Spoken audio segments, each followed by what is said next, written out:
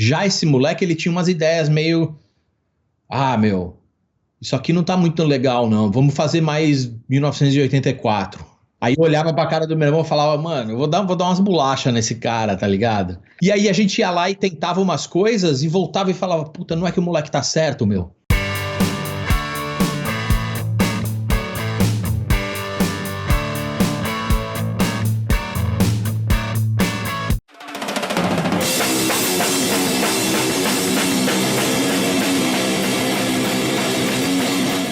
Você tá em que lugar do planeta? É Londres ou não?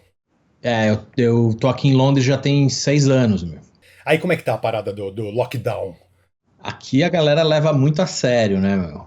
Aqui não tem, pelo menos não tem essa divisão maluca política em cima do lockdown, né? Que é uma coisa que nos Estados Unidos e no Brasil é um pouco diferente tipo, muitas pessoas levam para esse lado político ao invés de levar para o lado de realmente se cuidar e de cuidar do próximo, né?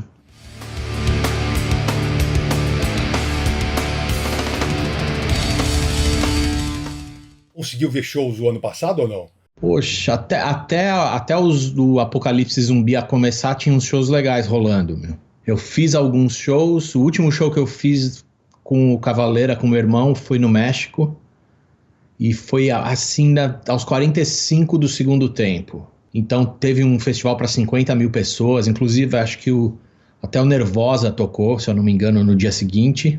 Foi legal pra caramba, mas eu lembro de estar indo pra esse festival já pensando se ia ter problema na hora de voltar, tá ligado? Então foi bem complicado. E antes disso, logicamente, vários shows começaram a cair até virar o que é hoje, né?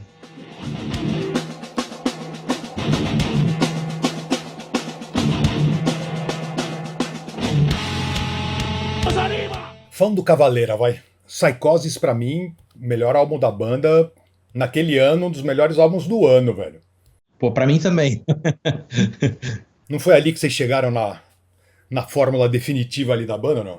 Realmente, eu acho que os outros discos do Cavaleiro a gente tinha uma atitude um pouco mais punk de fazer o disco. Então eu e meu irmão, a gente trocava umas figurinhas ele me mandava uns CDs com os riffs, aí eu começava a trabalhar em cima de uns beats, mas eu tinha um pensamento bem mais minimalista em cima do Cavaleira, né? E aí quando chegou para fazer o último, foi uma combinação também legal de chamar um produtor, um cara que chama Arthur Risk, que inclusive ele produziu os dois últimos do Cro-Mags, produziu Sacred Reich. É um produtor mais novo, mais moleque e fudido. Fez o Power Trip, que infelizmente o vocalista faleceu há pouco tempo. E ele também faz umas maluquices eletrônicas que eu curto. Uma banda que chama Vatican Shadow, um outro que chama Prurient, que é bem essa coisa meio industrial, noisy. Então, quando a gente pensou num produtor, meu irmão falou, ó, tem esse carinha que produziu o Power Trip e todas essas bandas de metal. Eu falei, peraí, ele também produziu umas coisas que eu curto. Então meio que juntou os dois, assim, o que a gente curte dos dois lados, o meu lado mais experimental e o lado, tipo, metal mesmo do meu irmão, né? Como a gente vem produzindo a gente mesmo há anos, o produtor muitas vezes ele funciona mais como um engenheiro de som. Porque a gente já sabe o que a gente quer, então a gente vira pro cara e fala, não, é assim que vai rolar essa batera, tal, tal, tal, eu quero o melhor som. Beleza. Já esse moleque, ele tinha umas ideias meio... Ah, meu, isso aqui não tá muito legal, não. Vamos fazer mais 1984. Aí eu olhava pra cara do meu irmão e falava, mano, vou dar umas bolachas nesse cara, tá ligado? E aí a gente ia lá e tentava umas coisas e voltava e falava, puta, não é que o moleque tá certo, meu.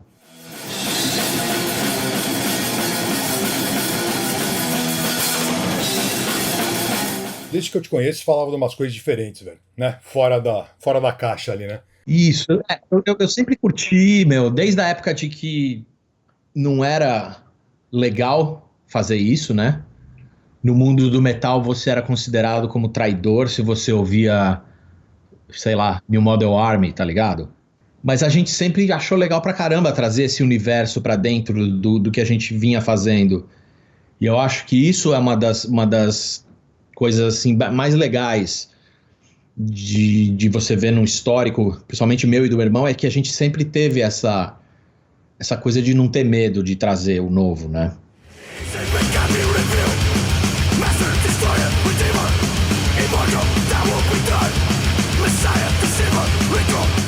Você também não tem medo de conduzir vários projetos ao mesmo tempo, né? Agora o Pet Brick, por exemplo, é uma coisa nova ou já vem acontecendo há um tempo?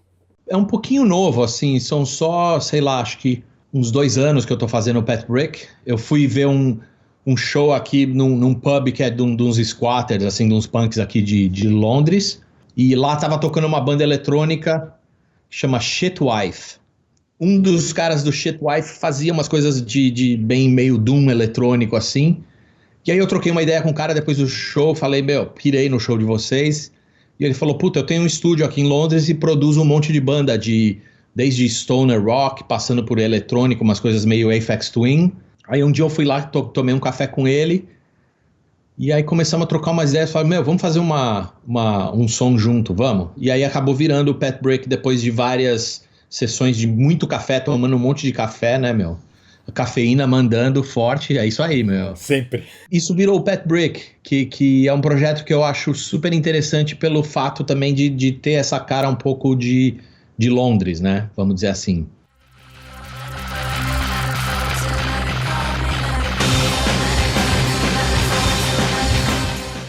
Tem hora que o rock, tem hora que o metal fica chato.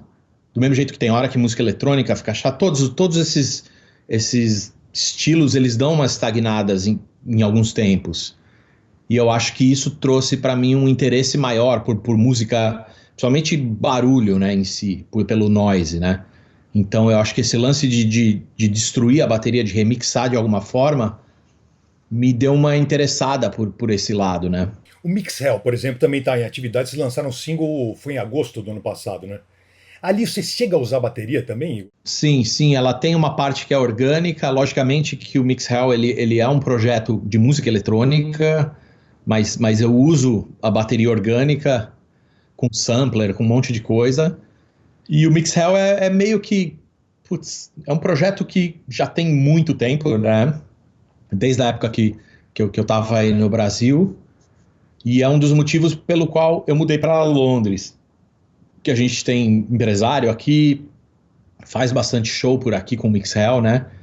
E tem uma cena de música eletrônica que a gente chama até meio que indie.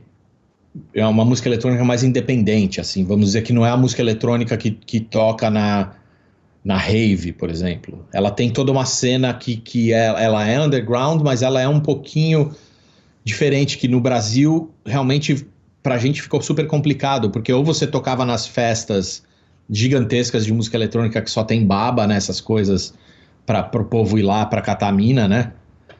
Ou você toca num projeto super underground que tem 10 pessoas e você não consegue nem pagar a babá que tomou conta do seu moleque quando você foi lá, tá?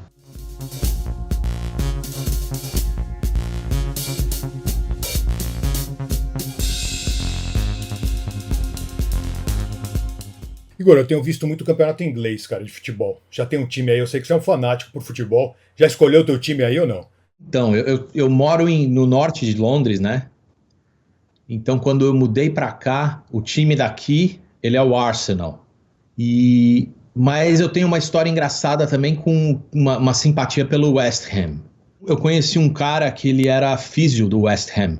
Então ele me chamou para ir em alguns jogos do West Ham. Aí eu fui ver o último jogo do West Ham no estádio antigo deles. E aí eu tive uma puta surpresa que no meio no intervalo teve um show do Cockney Rejects. Aí eu falei, mano, esse time também é muito foda, tá ligado?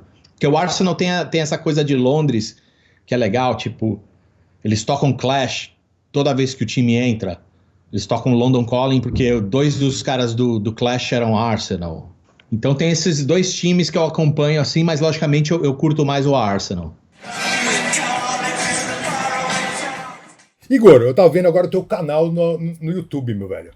Hello everybody, this is Igor Cavalera and this is my YouTube channel. O que te levou a fazer esse canal? Conta pra mim. O que me levou, na verdade, foi a pandemia, né? Foi ter tempo de fazer alguma coisa assim.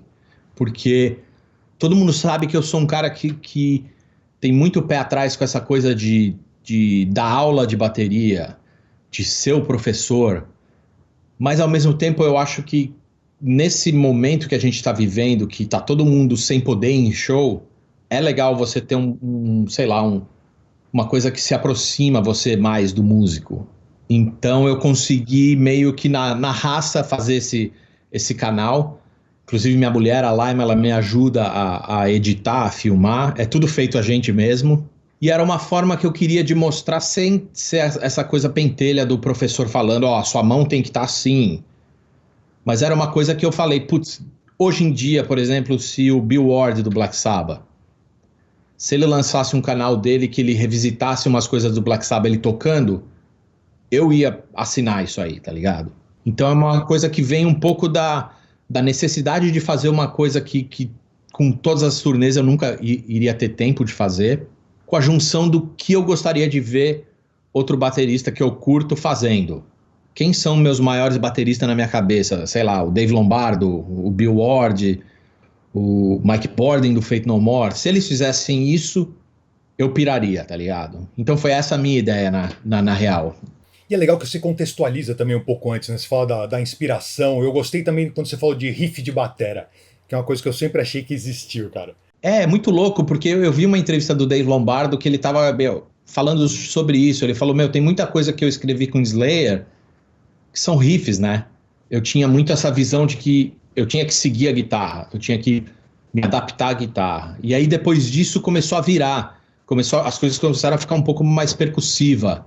Tanto de criar um beat e meu irmão falar, puta, agora eu tenho que criar um riff em cima disso aí, porque agora você inventou essa história, eu vou ter que me virar pra cantar em cima disso, tá ligado? Então, por esse lado, eu acho que é legal de mostrar, principalmente pra molecada mais nova, de que a bateria ela pode ser não só esse pulso, mas pode também ser a coisa principal que vai estar puxando tudo, né? Welcome to Beneath the Drums. In this series of videos, I'm gonna be dissecting some of my favorite beats. Como é que você está se sentindo, cara, tocando umas músicas antigas assim? Por exemplo, Territory, o que causa em você ali? Putz, é legal pra caramba porque tocar ao vivo a gente sabe que você vai muito mais no lance da, sei lá, de adrenalina, né, vamos dizer assim. E aí quando é uma coisa assim, por exemplo, pro YouTube, é quase que um microscópio. Então cada parte ali eu conseguia analisar, tipo, o que eu fiz. Então é meio que um raio-x, né? Eu falo que eu tô dissecando a música, né? Que nem fazendo uma autópsia da música, né? Mas acho que essa conversa é legal de falar, você tá ligado? Esse beat aqui foi o cara do Primus que me inspirou. Ah, foi o cara do Voivode. E eu acho que isso é interessante de mostrar para outros bateristas como você pode se inspirar e colocar isso em outro contexto, né? O segundo episódio que deve ir ao ar logo, ele é um pouco mais, ele é quase um mini documentário, assim, que eu falei muito eu fiz a Itzari, que é aquela música que a gente fez com a tribo Chavantes, e eu conto um pouco dessa história de ir até lá e tocar bateria com os caras, e isso eu acho interessante também de colocar numa coisa de YouTube, assim, que é realmente esse lado um pouco mais, não sei, mais humano do negócio, porque o disco tá lá para você ouvir.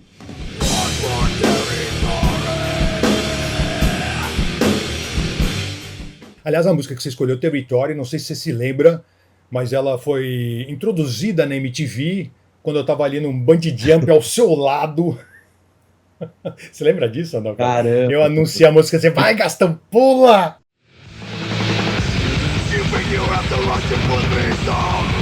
Aí, é o seguinte, cara, não bastou só vir pra Phoenix, teve que zoar o barraco mesmo. Gastão vai se suicidar aqui em homenagem a Territory, hein, meu? Pula aí, Gastão! Pula aí, Gastão, que é o seguinte, Territory aí, meu! Tem história, né?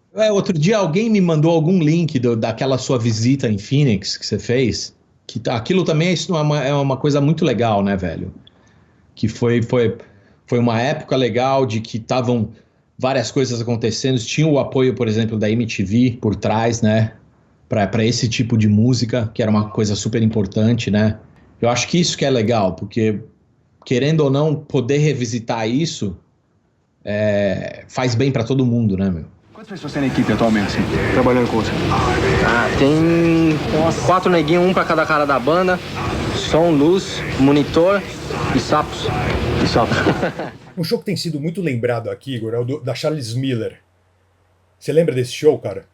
Eu lembro de um detalhe que era você tomando iogurte com canudinho na maior tranquilidade no backstage, cara, o mundo caindo lá fora e você vendo o jogo do Palmeiras. Eu acho que era a final do Campeonato Brasileiro, cara. Você lembra disso ou não?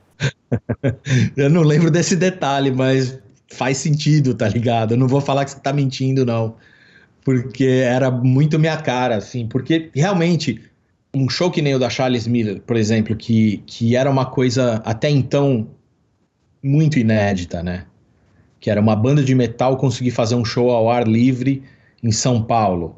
Tanto que teve o que teve, né? Teve toda aquela repercussão por conta da briga que rolou, o cara que tomou a machadada, tudo isso.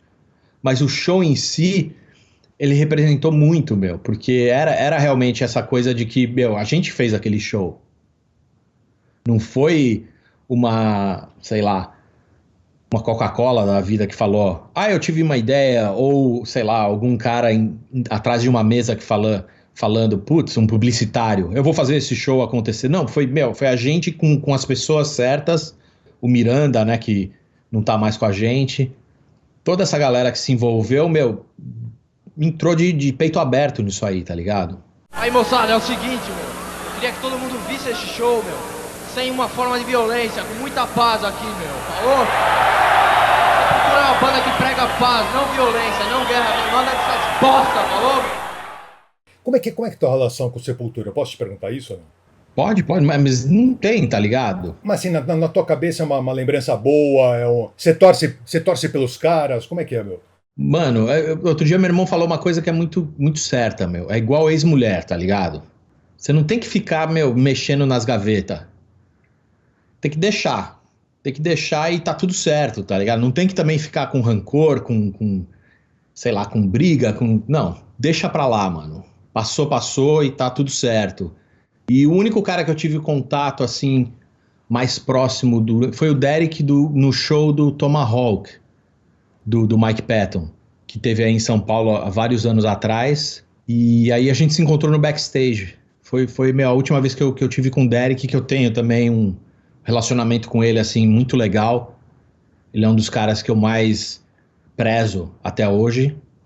A gente morou junto. Meu, o cara é sensacional, tá ligado? E os outros caras, realmente, eu perdi totalmente o contato e tá tudo certo.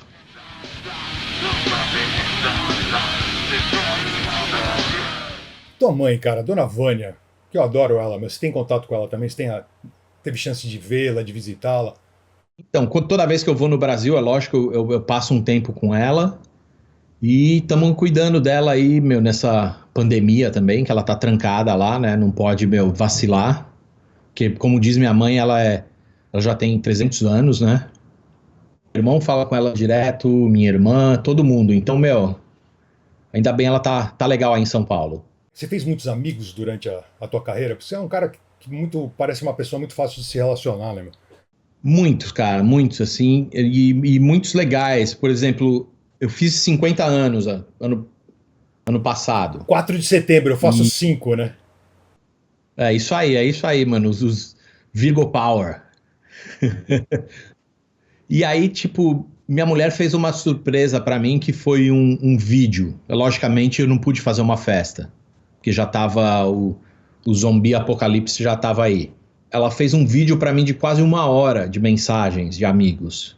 Então ela recolheu desde, galera mais old school, até a galera mais nova que eu conheço aqui de Londres. Então foi muito legal. Isso aí me deu o que você tá falando, que às vezes você pensa, quem se importa de verdade, quem realmente pegou ali, mandou o parabéns e colocou com palavras, né, o que tá sentindo realmente, né? Então isso foi legal pra caramba, cara, de ver o quanto que ainda tem essa conexão.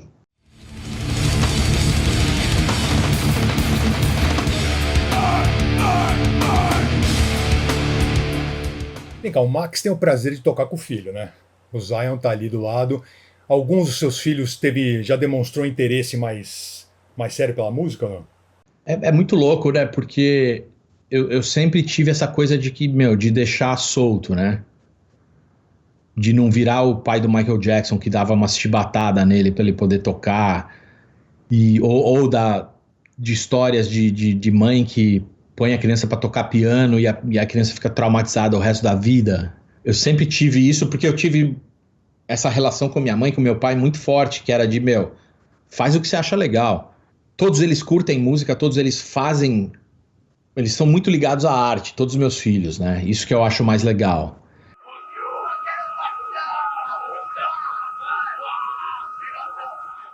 E qual que é o projeto principal agora do Igor, meu? Para 2021? Não tem um projeto que eu fico mais, sei lá, focado ou menos focado. Eu tento colocar tudo isso e continuar mandando bronca, porque o mais legal que eu vejo realmente de fazer esses projetos é que chegou uma hora da minha vida que eu falei, eu só vou fazer projeto, só vou fazer música com quem eu amo. Porque já passou minha fase de moleque de falar, mano, eu vou tocar, mas eu não gosto muito desse cara, mas vamos aí que ele toca guitarra legal, ele manda bem. Não existe isso mais, né? Tem que ter uma conexão maior, né? Então eu tenho essa sorte de poder fazer todos esses projetos só com pessoa que eu curto de verdade, assim. O Conspiracy está no O Cavaleiro Conspiracy entra no meio desse bolo, meu. Vocês chegaram a conversar sobre fazer um disco novo? Porque o Psychosis, o que é? 2017 já, né? Então o Psychosis foi muito louco, porque a gente ia fazer algumas tours com ele, só que aí pintou um monte de proposta pra gente fazer o Return to Roots e depois o Return to Beneath the Remains e Arise. Pensei comigo, a gente não tocou quase nada com o Psychosis. A gente até pensou numa coisa meio louca, assim, de repente fazer um EP meio latino, que é, de repente, chamar alguns músicos que são da América Latina para participar desse EP. Então tem essa ideia que a gente está começando a borbulhar, mas com certeza vai sair coisa do Cavaleiro esse ano, em 2021.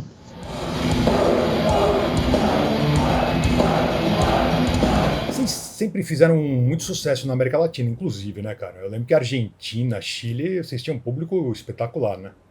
Puta, até hoje, velho, os últimos shows que a gente fez nos dois lugares, assim, foi de cair a casa, meu. Todos esses dois lugares que você citou, como Argentina, Chile, mas também vários lugares na América Central, é muito foda o carinho que a galera tem lá, meu. Igor, para finalizar o nosso papo aqui, meu, você voltaria a morar no Brasil ou não? Eu voltaria sim, cara. Eu acho que... Eu me considero um cara meio nômade, assim. Eu não tenho o pé fincado em lugar nenhum. Isso é uma coisa que acho que talvez até venha de outras gerações, de outros ancestrais que eu não sei, mas eu não me sinto aquele cara que tem que estar no lugar para fazer parte do lugar. Então, mas eu não tenho problema nenhum em voltar a morar no Brasil. Mas eu acho que nesse momento, o que eu estou fazendo aqui em Londres é muito importante, porque é também um investimento gigante para os meus filhos, que eu estou investindo bastante na educação deles. Todos estão aí? Agora eu estou com 3 aqui e 2 no Brasil. Mas a ideia é no futuro ter todo mundo, de alguma forma, caindo para cá para estudar e para fazer alguma coisa para poder retornar para o Brasil ou não. Então eu tenho uma filha, que é a Raíssa, que ela tá estudando moda em Bristol. E aí o Antônio agora que é o nosso mais novo, tá estudando aqui.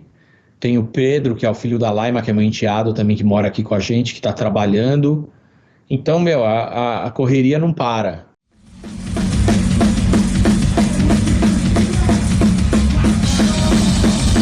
Você tem perspectiva de ser vacinado aí ou não? Já tá começando, como eu sou do grupo dos 50 anos, né, que daqui a pouco que já batem aqui na minha porta para me chamar para tomar essa vacina aí. Mas eu acho que o mais importante, mano, disso tudo aí, dessa pandemia, de tudo, é que a gente conseguiu ver realmente quem tá consciente disso, né, meu? Eu vejo o meu irmão, por exemplo, ficou realmente, trancado para não só não ficar doente, mas também não fazer as outras pessoas ficarem doentes. É o mínimo, né? Os hospitais aqui estão tudo lotados, o hospital aí no Brasil tá tudo ferrado, meu. Tipo, se a gente não tiver essa consciência, vai piorar, é lógico, meu. Então eu acho que tem um pouco desse lado de mostrar quem é humano nessa hora.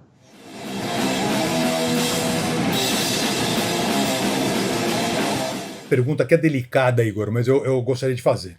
No começo do Sepultura tinha uma foto você usando uma camisa com suástica. Essa é uma ótima pergunta. E não é delicada de jeito nenhum, porque eu acho legal explicar esse lado para as pessoas. Sabe, a gente, tipo, moleque em Belo Horizonte ali em 82, 83, o punk chegou em BH de uma forma muito distorcida, tá ligado? E eu lembro de ter visto uma coisa que muita gente viu, que era o Sid Vicious, do Sex Pistols, usando uma camisa com a suástica. E eu lembro de ver isso e achar isso legal. E achar interessante usar essa suástica como aquela coisa de choque. E eu lembro que quem que me deu um puxão de orelha na época foi o Carlos do Dorsal, que era um cara que era um pouco mais velho do que a gente, e eu lembro que ele me pegou de lado e ele falou, mano, por que você tá usando essa camiseta? Eu falei, mas porque eu acho legal, porque todo lugar que eu vou, neguinho fica apavorado que eu tô usando essa camiseta, eu acho legal pra caralho isso. Ele falou, mas mano, você sabe o que tem por trás disso aí? Eu falei, teve a guerra, não sei o que, daquele jeito bem moleque tosco, tá ligado? Ele falou, não, mano, não usa isso que não é legal, cara. Meu, é uma merda que você apoiar esse tipo de coisa. E a partir daquele dia, eu nunca mais usei essa camiseta, ou até mesmo comecei a fazer o oposto, que era tipo, comecei a usar coisas que eram contra o nazismo. E aí que eu acho que é importante o lance da educação, tá ligado? Das pessoas se educarem. Porque eu era um desses moleque bobo que achava que era legal, sem saber por quê, tá ligado? Sem saber que, tipo, tinha gente que morreu por causa disso, tem gente até hoje que, meu, é atacada nas ruas, imigrante no mundo inteiro, tá ligado? A gente vê aí essa coisa com Trump, com Bolsonaro. Então, é legal esclarecer esse lado. E é uma pergunta super importante porque a gente tem que aprender com isso.